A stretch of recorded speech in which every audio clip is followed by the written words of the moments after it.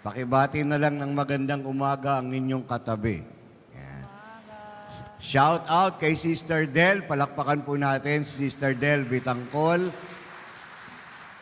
Let us also remember, may kinuwento sa akin yung sakristan daw ninyo, no? Na aksidente, si Troy. Let us also pray for him sa ating mga pagdiriwang ng prayer meeting. So today is a wonderful day, a beautiful story of failure and success. A nice way to rebound from our frailties. Ang istorya ng isang babae na nasadlak sa pagkakasala. Madaming beses na ninyong nadinig the story of the prodigal son. But today, we witness the story of the prodigal daughter. No? Ngayon po kasi ay piyesta ni Mary Magdalene. Okay? July 22, ang pagdiriwang ng kanyang kapistahan. Ayan ang ating istorya. So, watch this. In life, we might have started badly. Di maganda umpisa mo. But it does not mean that we have to end up that way. Ito'y napakagandang halimbawa ng pagbangon pagkatapos matumba. Na maging mabuti pagkatapos maging masama. Ano naman ang naging gantimpala? Binasa sa gospel kanina. Tinatanong natin minsan sa sarili, bakit ba ako, Father, nagkakasala? Masama ba akong tao? No, lahat naman ho tayo nagkakasala, di lahat tayo masamang tao. Yang katabi ninyo, kahit mo kayang hindi magpapahuli ng buhay, may kabutihan dyan sa kalooban yan. Sabihin nyo sa katabi nyo, alam ko mabait ka. 1, 2, 3. Kahit kunyari lang, sige na. Diba? Sino mang hindi nagkakasala? Ang karaniwan nating mga kasalanan ginagawa, pagsisinungaling. Mahal ko ang mga magulang ko, pero lagi nyo kasama mga barkada nyo. Nagre-regalo kayo sa mga barkada nyo. Nagtitreat kayo. Mga magulang nyo, tinitreat nyo, pero mahal nyo, sinungaling ka. Pakiulit ng malakas habang nakatingin sa katabi. 1, 2, 3. Bakit sa akin kayo nakatingin? Wala na akong magulang. Talaga naman anong tatawag nyo dun? Sinasabi mo, mahal mo Diyos, hindi ka makapagsimba, hindi ka makasamba. Pero mahal mo Diyos, di ba? Sinungaling ka. Fake news. Sabihin nyo sa katabi nyo, sinungaling ka.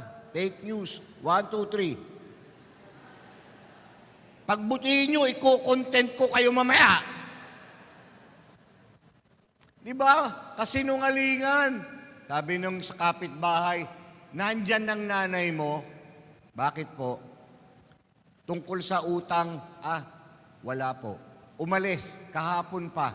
Tungkol sa utang na babayaran ko sa kanya, kararating lang, nandito na agad. Ang bilis, bayad na. Minsan, eksperto tayo sa pagsisinungaling sa maliliit na bagay. Pag nagyayabang ka, kahit di totoo, sinasabi natin. Yan ang mga normal na makapagkakasalang nagagawa natin. Pagsisinungaling, pagmamayabang.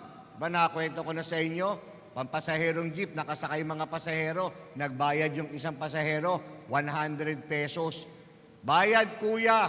Ilan tong 100? Isa lang, kuya, estudyante, nursing sa Ateneo. May biodata, 100 lang pera. Nayabangan yung isang pasahero, nag-abot 500. Nainis ang driver. Ilan tong 500? Isa lang, kuya, seaman, kararating lang. Natawa yung isang pasahero sa yabang ng dalawa, nag-abot 1,000. Nagalit yung driver. Ilan tong 1,000? Lahat kami, kuya. Kasama pati nursing, pati seaman. Keep the change. Kalalabas lang, galing mental. Takbuhan yung mga pasahero. Minsan, yan ang karaniwan natin, no? Yung pagsisinungaling, pagmamayabang, yung pagnanakaw. Nangungupit ba kayo? Siguro lahat naman tayo nakapangupit ng bata tayo, di ba? Sa mga magulang natin. Yung mga sukle, hindi mo na binabalik. Sa kumbento, nalaman ng pare, may nangungupit sa kolekta. Ang nangungupit yung sakristan niya mismo. Kaya sabi ng pare, alam ko na kung bakit ang liit ng kolekta natin. May nangungupit at alam ko na. Mamaya magmi-meeting tayo at sasabihin ko sa inyo kung sino nangungupit. Nag-meeting nung hapon, sabi nung sakristan, paano niyong malalaman, Father, kung sino nangungupit? Ihahagis ko tong bolang ito. Kung sino ang tamaan, siya ang biglang binato yung sakristan. Nakailag. Hup! Tumama sa sandalan yung bola. Bumalik, tinamaan si Father. Sabi ng mga tao, wow, si Father ang nangungupit. Sabi ni Father, excuse me, practice lang yun. May practice pa, huli ka na nga eh. Lahat tayo nakakagawa ng hindi maganda.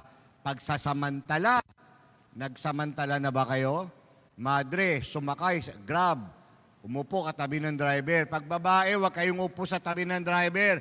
Feeling ng driver, nagpapakita kayo ng motibo. Oh. Kaya, tumabi yung madre. Itong driver ng Grab, nag-opportunista pala talaga, sabi, Sister, mawalang galang na po. Ano yung anak? Alam niyo, Sister, ako po'y Katoliko. At ako'y binata. At Sister, may malubha po akong sakit, may taning na buhay ko.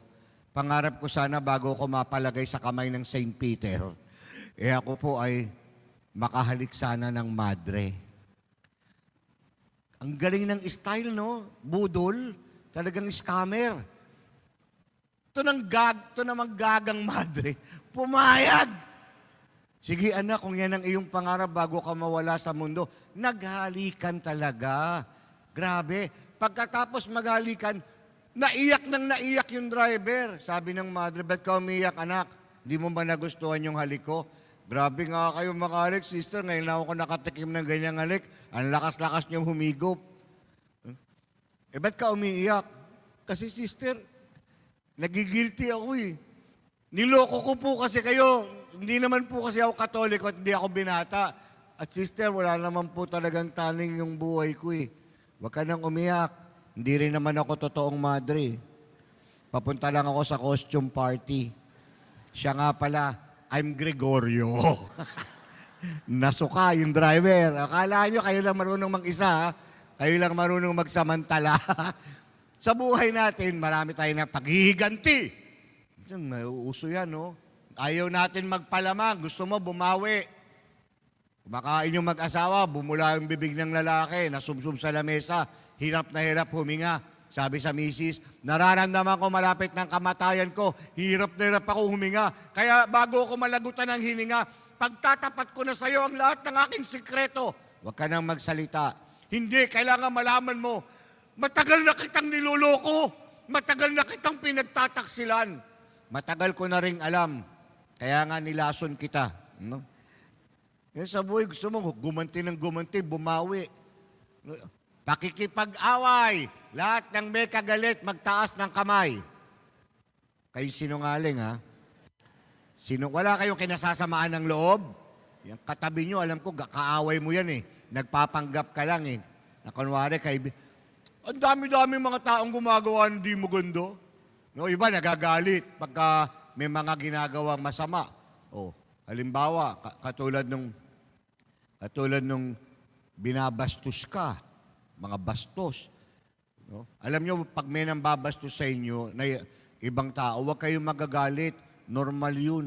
Kaya nga kayo may kapitbahay para mabastos kayo paminsan-minsan. No? Yun ang kanilang misyon sa buhay. Mang-asar. Niloko ka ng best friend mo. Inagawan ka pa ng boyfriend. Huwag kayong magalit. That's normal. What are friends for? Ang tawag yan, sharing of resources. No? What is yours is mine. Chinismis ng ibang tao. Yung iba halos mamatay, chinismis ng ibang tao. No? Sa buhay natin, may mga gagawa ng hindi maganda sa ating lahat. Pakikipag-away, isa yan sa number 1 na kasalanan natin. Nagsimimisa yung pare, sermon. Lahat ng may kagalit, magtaas ng kamay. Taasan lahat nagsisimba. Hindi sila sinungaling katulad ninyo. Pero may matanda hindi nagtataas sa harap. Sabi nung pare, Lola, di ka nagtataas ng kamay, wala ka bang kagalit? Wala po, Father. Ilang taon na ho kayo? 90 na ako, Father. 90 na kayo, wala kayong kagalit? Paano nangyari yun? Patay na silang lahat, Father. Patay ng lahat ang mga walang hiya. Kailangan mamatay para wala nang kagalit. Lahat tayo merong mga pagkakasala, katulad ni Magdalena.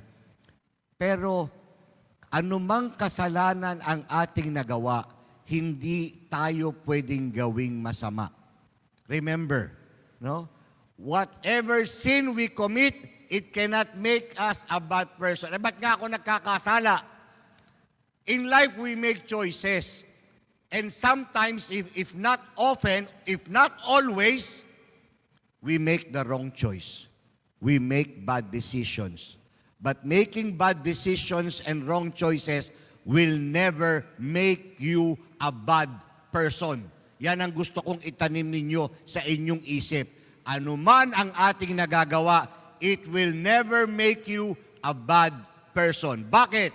Because God, when God created heaven and earth, anong sabi sa Bible? Basa? God saw. Saan ba yung pinipindot? Ayan. Basa. Mas malakas. Nung ginawa ng Diyos ang halaman at ang hayop, ang sabi sa Biblia, basa. Pero nung ginawa ng Diyos tayong mga tao, ang sabi sa Bible, basa. Very good. Paano tayong sasama kung tayo ay nilikhang likas na mabuti? Kahit mga kriminal, mahal pamilya nila. Kasi nga meron nakatanim sa atin na ipunla, na kabutihan, na anuman ang gawin mo, hindi mo yan pwedeng tanggalin sa iyong pagkatao. We make wrong choices, bad decisions, but it will not make us a bad person. Kaya yung iba pinanghihinaan ng loob, kaya si Father, dami-dami kong pagkakasala eh. Sino bang hindi? Lahat naman tayo eh. Kailangan lang natin, tulad ni Magdalena, na when we realize our mistakes, gumagawa tayo ng paraan para mabago natin ito. Tandaan ninyo, ang pagsunod kay Kristo, discipleship, katulad ng ginagawa ninyo, si Sister Del ang modelo ko dito ha. Discipleship is not a sprint race. Hindi naman tumadalian eh. Mahaba yung lakbayan na ito. Kaya huwag kayong mawala ng pag-asa habang nandito sa mundo. Sister Del, may sounds yan. Okay? Discipleship is not a sprint race. It is a marathon. Such a lifetime trip demands patience. Pasensya sa sarili. Nagkamali, wag mo yumpog yung ulo mo sa bakod. Nagkamali na eh. Di sorry. Perseverance. Pakiulit. Perseverance. Pakiulit. Perseverance is a steady persistence in a course of action, purpose, or goal, in spite of difficulties, obstacles, and discouragements. Pakiulit nyo ngayon. Next time. Constancy and consistency. Sir Del, yan, no? Kailangan konting tiyaga. Mahaba ang lakbay eh. Hindi kayo minamadali ng Diyos. Ang mahalaga, nakikita ng tatay mo na unti-unti mong sinisikap magbago. Yun lang naman ang importante. In discipleship, stumbling down is allowed. Wala naman tayong choice. Sino bang hindi nadadapa? Talagang madadapa tayo habang nasa mundo. But, getting up is required. Pag natumba, bangon lang. Mr. Del, pakita. Tumba. Tayo. Tumba. Tayo. Yan ang pinakamagandang halimbawa. Maraming pinagdaanan si Sister Del na pagsubok bago naging ganito yung St. Peter. Maraming beses na tumba, nalugmok, halos madurog. pero hindi nagpatalo. Patuloy siyang bumabangon sa tuwing siya ay natutumba. Yan ang magandang halimbawa. In discipleship, we can run. Nagmamadali ba kayo magpakabait o di bahala kayo? Pakita, Sister Del. Yan. You can walk kung sakto lang gusto mo. You can even crawl. Ayan. Ano man ang gusto nyong paglalakbay sa kabanalan, you can run, you can walk, you can crawl, but do not quit.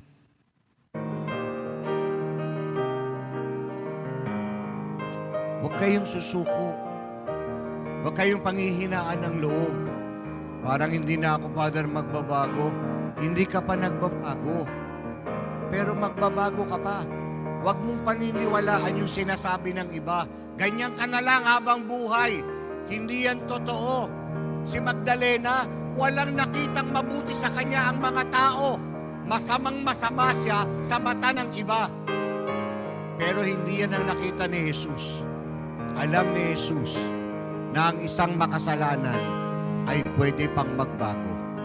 Pwede pang bumuti. That is why Jesus gives us chances. Pagkakataon. Ginagawa naman ninyo yan eh. Sa mga anak ninyo o yung kayong mga anak, ginawa naman sa inyo ng magulang nyo yan. Kayo ba pinapalayas pag gumagawa kayo ng mali sa bahay?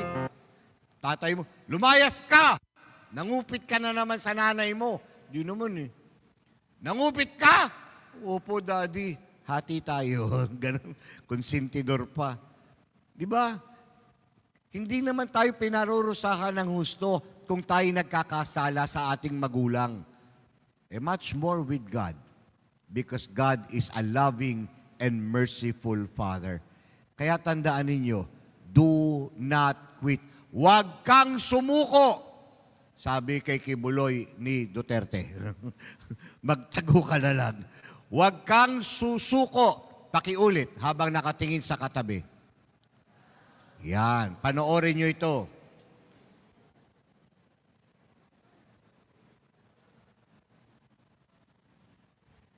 Ay, ano ba yan?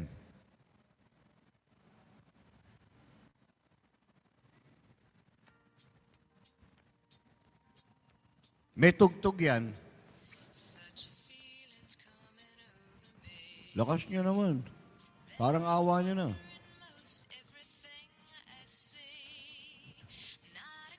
Hina pa din eh.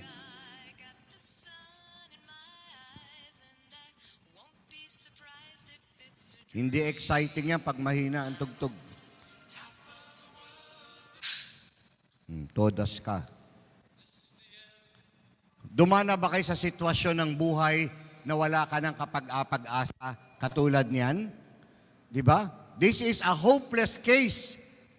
Todas ka. Pero tignan niyo ang gagawin niya. Hina eh.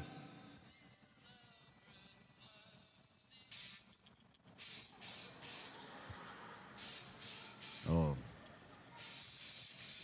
Parang nag-gym lang, di ba? Oh. Ba't ka susuko? Meron namang gym dyan sa baba, oh. Magpalakas kayo. Yan, dagdagan mo ng choreography. Rocky Balboa! Hindi tayo kailangan sumuko. Remember, faithfulness is not about perfection. It is about constancy in getting up every time you fall. Sa totoo, ang alam ko, hindi naman po binibilang ng Diyos kung ilang beses tayong natutumba. Ang binibilang niya, ilang beses tayong bumabangon. Hindi niya binibilang kung ilang beses tayo nasusugatan. Ang binibilang noon, kung ilang beses natin hinahanap ang lunas para sa sugat. Hindi niya binibilang kung ilang beses tayo naliligaw ng landas. Ang binibilang niya, kung ilang beses tayong nagsisikap, hanapin ang daan para makabalik. At hindi niya binibilang kung ilang beses tayong nagkakasala. Ang iniiskora nun, ilang beses tayong nagsisisi. Okay? So remember, faithfulness is not about perfection. Sister Delta mo, blessed. It's not about falling down. It is about getting up and finishing the race. Panoorin niyo po ito. Contest to ng takbuhan, sprint race, Olympics. Amerikano, lamang na lamang kasi ang kinakain ng mga atleta ng Amerikano, mga steak, di ba? Mga egg omelette, kung ano ang masasarap. Kaya tayo laging talo, kinakain ng atleta natin, cup noodles, ganyan, no? Ganun lang talaga. Kasi pinapadala nila yung sahod sa pamilya daw nila. Nagmamas kasi ako sa ating Philippine Olympic team noon. Nung si Kuwangko pa, Ping Kuwangko yung presidente. Ngayon, iba na, hindi na ako nagmamas. Okay? Panoorin niyo siya. You will fail 1, 2, 3, 10 times. You will fail many times, but you will not fail all the time. Isang araw magtatagumpay ka. There will be stumbling blocks along the road of our journey. Sa paglalakbay na ito, maraming balakid eh. But do not let a stumble on the road be the end of your journey. Maraming sablay sa buhay. Pero wag niyong hayaan ang sablay na yan ang maging wakas ng inyong paglalakbay. No? Let us not quit kahit anumang pagsubok. Father, natalo naman siya eh. Ikaw kaya maputulan ng litin sa likod ng tuhod. Paano ka mananalo? Hindi niya nakuha medalya, pero nakuha niya ang paghanga. 65,000 nagtayuan. Iba't ibang bansa yun. Pero siya ang pinalakpakan. Yung nanalo, hindi na pinansin ng mga tao yun. Yung nakakuha ng gold, wala ang pakialam tao doon. Siya pinanood. Kita mo siya, oh. Gandang halimbawa sa buhay na kapag ikaw ay nasugatan, humanap ka ng lunas. At kapag may balakid sa iyong buhay, huwag kang panghinaan ng loob. If you do not quit, you will never fail. Believe me. We will never be defeated until the time when we stop trying. Kaya nga sinasabi kong lagi, ano man po ang inyong nakalipas, ano man ang inyong pangkasalukuyan, at kung ano pa man ang inyong magiging hinaharap, never give up on yourself. Huwag kang susuko sa iyong sarili. Do not give up on yourself. Tanungin niyo ako, bakit, Father? 1, 2, 3. Because God will never give up on you. Simple lang po yung mensahe na yan. Lagi kayong magpakatatag sa buhay na ito, marami tayong pare-parehong pagsubok na pagdaraanan. Pagkukulang sa isa't isa. But we will not fail if we do not quit. Father, paulit-ulit lang ako. Nagsasawa na tuloy ako sa sarili ko eh. Huwag kayong magsasawa sa inyong sarili dahil marami kayong kasama sa trabaho, sawang-sawa na sa inyo. Pati kayo nakikisawa pa sa mga yun. Learn to make yourself your best friend, not your worst enemy. Paulit-ulit nga lang. Sino ba hindi paulit-ulit? Natatawa ako sa mga salitang yan eh. Father, paulit-ulit lang ako kasalanan. Talagang ganun. Yung ginawa natin kasalanan ng bata tayo, hanggang kamatayan, yan lang ang uulit-ulitin natin. Except na lang kung nagle-level up kayo ng kasalanan. Father, nakapatay ako ng kapitbahay. Level up! Pero yung normal na buhay, yung ginagawa natin ng mali tayo, hanggang pagtanda, uulit-ulitin mo lang yan. May mangungumpisal, Sabado, ako po'y nagsinungaling. Next Saturday, babalik, ako po'y nagsinungaling. Sunod na Sabado, pagbalik, ako po'y nagsinungaling. Sunod na Sabado, malayo pa lang, sabi nung pare, eto na naman ang sinungaling. Paulit-ulit lang naman talaga tayo eh. So, be patient with yourself because God is patient with you. Never give up on yourself because God will never give up on you. Let us say a short prayer.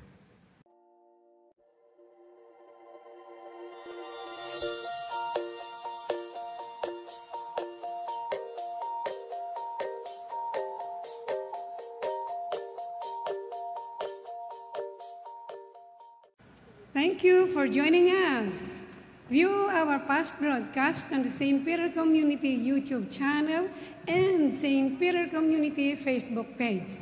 Don't forget to like, to share, to subscribe, and hit the bell so you can be notified on our upcoming activities. Maraming salamat po at laging tandaan, unahin natin lagi ang Diyos.